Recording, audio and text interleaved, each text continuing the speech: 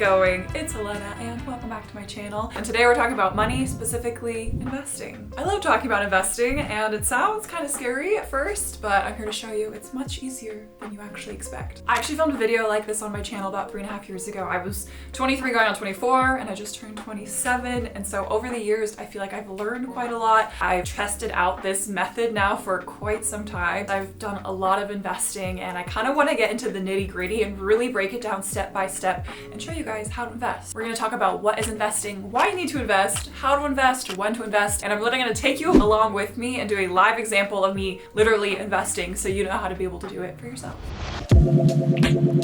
Let's start off with what is investing. According to Investopedia, investing is a process of buying assets that increase in value over time and provide returns like income, payments, or capital gains, which we'll get into. So it's basically making your money work for you, which we love. Okay, so let's say you've been too nervous to invest. I get it, it's a little scary to get started, and you've just been sticking all your money maybe under your mattress, or more realistically in a bank somewhere in a checking or a savings account. But by doing this, and by doing this for a while, you actually lose money because of inflation. We've all probably heard about inflation in the news. Like I feel like egg prices went up a bunch this year, and inflation is basically a decrease in purchasing power of your dollar. And the US Federal Reserve actually aims for a 2% inflation rate every single year because it actually leads to a healthy economy, but that's not great for your dollar. If your dollar is just sitting in a bank account, the value of that dollar is going down because the price of everything is going up, but your dollar is staying the same if you're not investing it. But investing can help that dollar grow alongside inflation and ideally at even a much higher rate. Okay, maybe now I've scared you straight about the fact that your money just sitting in a bank account is actually losing value over time and you're technically losing money and you don't know what to do about it. So let's break it down.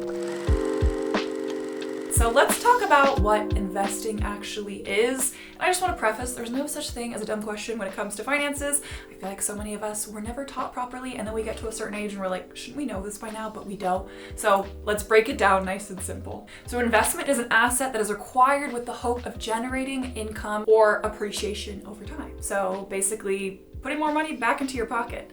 And you've probably heard of a lot of different of these investments, stocks, bonds, mutual funds, index funds. You might be wondering what the hell does this all mean? And today we're going to talk about the most important ones to focus on when you're getting started.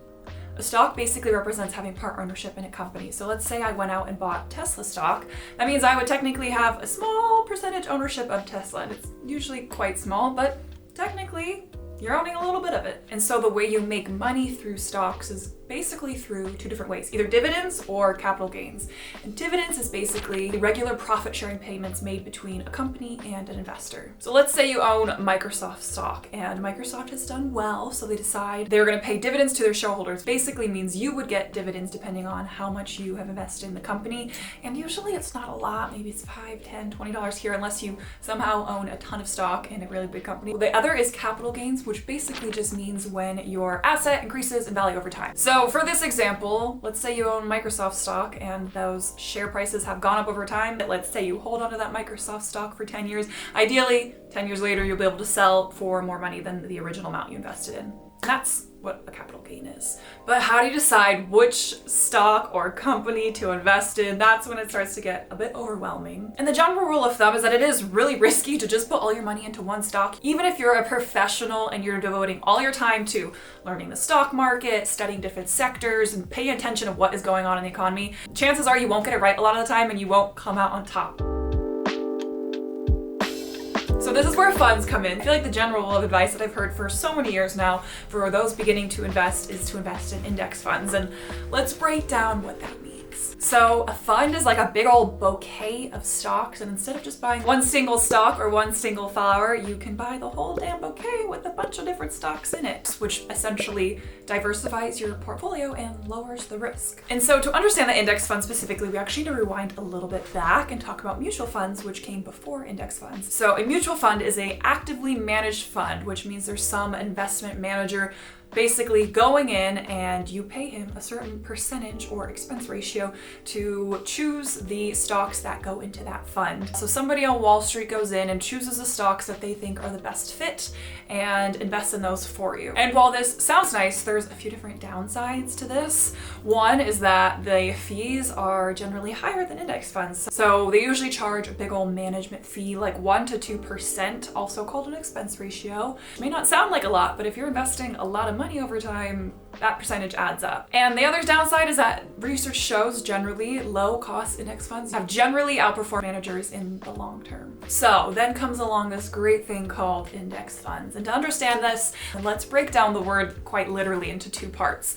So we talked about what fund is. It's basically a huge bouquet or basket, whatever you want to call it, of a bunch of different stocks. And then an index tracks a market index like the S&P 500 or the NASDAQ or Dow Jones or all these fancy words you probably heard of. Like the S&P 500 is an index which tracks the 500 largest companies listed on the US stock exchange. So you put those two together, index and fund, and an index fund essentially mirrors a specific index. So what's amazing is that you just basically purchase one index fund, and through that you're then, let's say with the S&P 500 index, invested in 500 companies all at once. So it's really, really easy to invest in, and also, again, it diversifies your portfolio. So you have way less risk, because if one company isn't doing great and that stock drops a ton, you have another 499 to help offset that loss. And another perk is they generally have a really low expense ratio, like literally 0.05%, because it's being managed by like an algorithm or a formula essentially, instead of by an individual.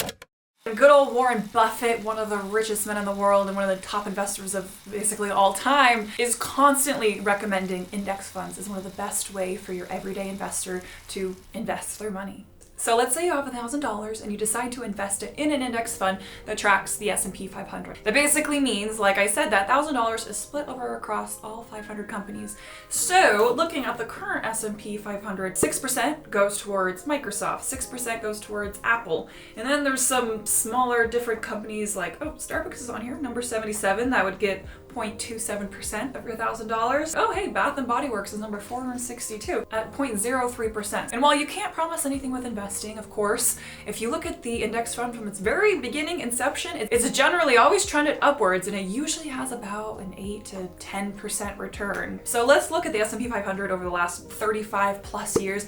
As you can see, it's always kind of trended in this upwards trajectory. And there have been some big dips, like in 2008 with the financial crisis then, but if you had held on to your money, you can see that over time it had bounced back from where it was and even grew further. And so the only way to lose money with investing is essentially to get rid of your stocks and sell at a lower point than the money that you put in. So most investing is about the long run. It's about putting money in and not thinking about it and letting it sit and ride the waves of the stock market for a long time. We're talking many, many years. So with index funds, it's kind of like passive investing and then ideally passive money making. If you're a normal person, you don't have the time and knowledge to try to beat the market, this is a very hands-off approach and a way to generate these returns over time. So going back to our guy, Warren Buffett, in 2008, he actually made a $1 million bet with hedge fund managers that a simple S&P 500 index fund would outperform a hand-picked basket of hedge funds. And lo and behold, 10 years later, he was right. So again, a few things to keep in mind with this and with starting to invest is that investing is not about getting rich quick or making a fast dollar.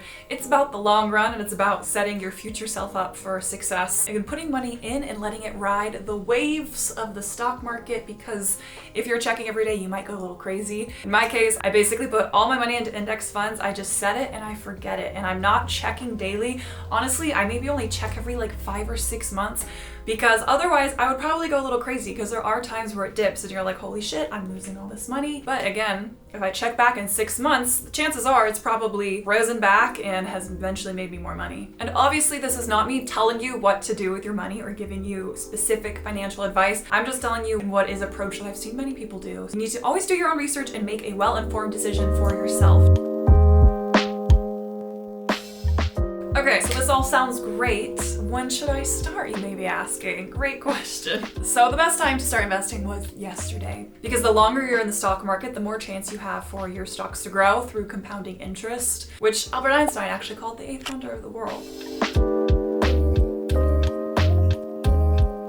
It's never gonna feel like the right time to invest because, you know, it's fun to spend your money and not have to save and invest it. But this is you looking out for future you. I'm so glad Pastelina saved money and put in the time to invest in her future, and now I'm starting to reap some of the benefits, and I will for decades to come. But of course, with investing, only invest what you can afford to lose and you're not going to need for several years, because the chance of getting those positive returns improves the longer you give your investments time to grow. So only put in money that you are really saving for the future, 3, 5, 10, 20 years. So even though index funds have always netted about 8 to 10%, investing of course always carries risks. And with that being said, there actually are a few steps you should do before investing. The first is to have an emergency savings fund. This is so important. You don't know what life is going to throw your way, and it is super important to have around 3 to 6 months of your salary saved up and tucked away in a safe place, because you never know. You could get sick, you could lose your job, your plumbing could break. You would need to have money to be able to address these things, and you don't want it tied up in investments in case you need it immediately.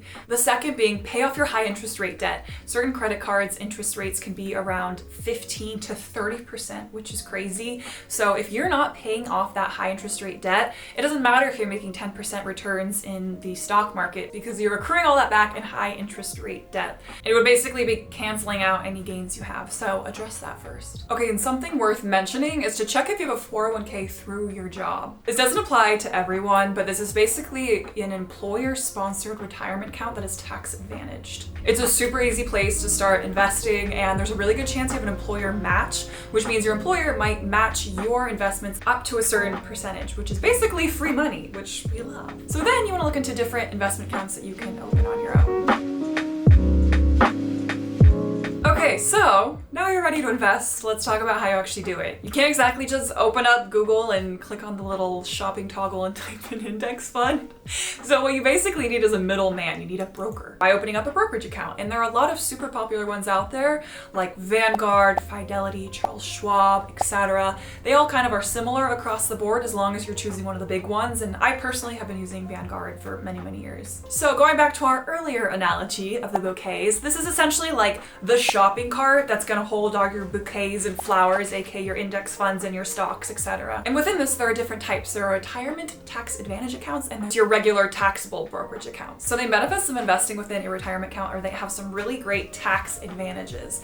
So there's something called a Roth IRA you may have heard of, which you can invest up to $6,500 a year, and it's actually capped because the tax advantages are honestly so good. So what happens is that you are paying taxes on the upfront when your money is going into this retirement account, and then when you take out the money, which you can take out at 59.5, it's tax-free. So all the money that's grown within that retirement account over time isn't taxed when you take it out. The downside is that you're essentially agreeing to lock up this money until retirement age. There are some cases where you can take it out, but you usually have to pay a penalty fee. Generally, this is one of the best places a lot of people recommend to start investing, especially because it caps out $6,500. But the other option is you can just have a classic brokerage account and pick your investments within there. Either way, these are like shopping carts, so you still have to, once you open up the account, pick which different index funds you want to purchase. There's popular ones like VU, which is an ETF that tracks S&P 500, or like VT-SAX, which tracks the USRP total stock market index. But these are just some of the popular ones that track some of the most well-known index funds and have low expense ratios. Okay, now's the fun part. Let's actually do this together. I've got my phone here,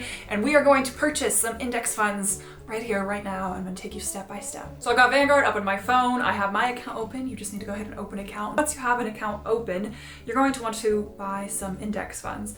But the first thing you usually need to do is deposit money into your account. And I already have $96 here, but let's put a little bit more into my brokerage account here. And let's transfer $1,000. We're going big. Go big or go home. So we're gonna click on buy, ETF and stocks. Then you're going to want to click on which account, and like I said, I'm going to use my brokerage account. There's the Roth IRA there, which you can do as well. And there's my $1,096 I have available. I'm personally going to be investing in VU today with the money I got. And so what those three letters are basically a ticker symbol that stands for the different ETF we're investing in. So here you go, you can see the Vanguard S&P 500 Index Fund. I'm going to click on that. So you can either invest through shares or dollars, and it also calculates dollars to shares. So VU currently costs $429, which basically if I want to invest $1,000 is going to be 2 shares, but I can just do it like this, and then it will calculate to, okay, so we're going to buy 2 shares. order type, market limit, stop. So there's different order types. It just basically changes the time that you're buying the share at, and market just means you're buying it immediately. So we're gonna do market. Because I'm doing 2 shares, it actually is about $861. Preview order, submit order. And there you go, I just invested. If you did it with me, now you're an investor. Go with us. One last thought before this video gets too long is that let's say you have $10,000 you want to invest. Should you just dump it all in all at once into one index fund? No, actually. There's something called dollar cost averaging, which essentially means systematically investing equal funds into a certain investment, regardless of the price of that fund. Instead of doing $10,000 all at once, maybe I'm doing $2,000 every month. And depending on when you're investing, maybe that share or fund is a little bit higher or a little bit lower. By doing it systematically and spread out, it kind of helps even out those highs and lows. So again, the best time to start investing was yesterday. Set it and forget it. Think about the long term and try not to get too tied up in the roller coaster of the stock market. What matters for me is that in the long term, the stock market has always gone up, and I'm doing this for my future self. So you're welcome, future Elena. I've got you covered. So I hope this was helpful and has inspired you to start your own investing journey. It's really not that hard, and having financial knowledge and with that financial peace and independence is one of the biggest gifts you can give to yourself. And I'm so happy you took this first step to learn about investing, and hopefully you'll learn to invest in your future and invest in yourself. If you like this video, it would mean a lot if you gave it a like and hit subscribe. It really helps out my channel. And with that, I'll see you guys next time.